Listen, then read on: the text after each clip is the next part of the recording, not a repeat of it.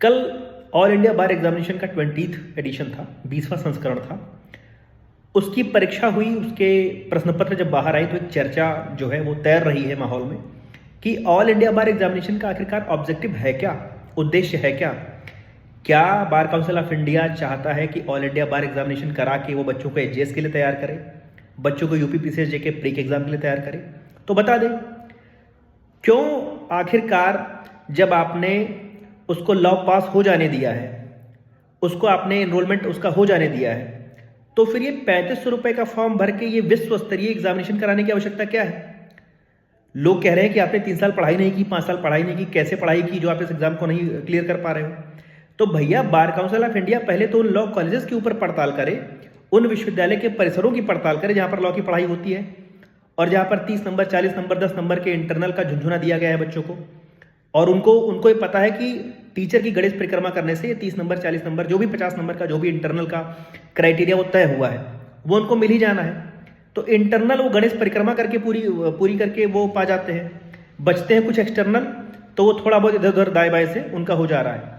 तो जब आप उनको लॉ की डिग्री दिए दे रहे हो मुफ्त में, मुफ्त से मेरा मतलब बिना किसी मेहनत के, तो फिर आप उम्मीद कैसे कर रहे हो कि आप ऑल इंडिया बार एग्जामिनेशन का स्तर इतना जटिल रखोगे और उसको पास कर ले जाएंगे? आपने ओपन बुक का झुंझुना दे दिया लोगों को, कहा ओपन बुक का एग्जाम है, कर लोगे।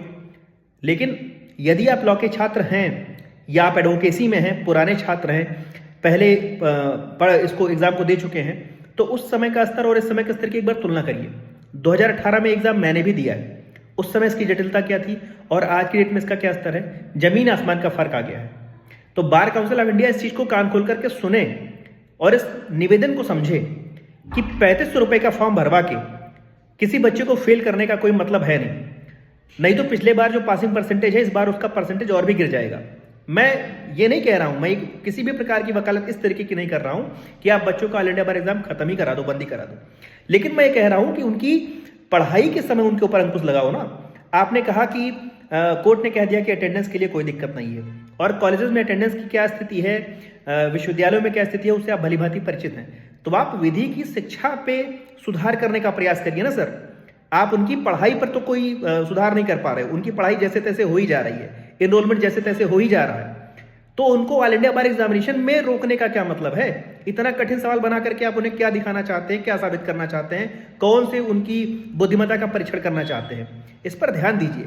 3500 रुपए का फॉर्म लड़का कितनी बार भरेगा? लोग फेल होकर के 1-1, 2-2, 3-3 बार में पास कर रहे हैं। ये निवेदन है सर, इसको स्वीकार करिए। Bar council of India, bar council of Uttar Pradesh को सुने। धन्यवाद।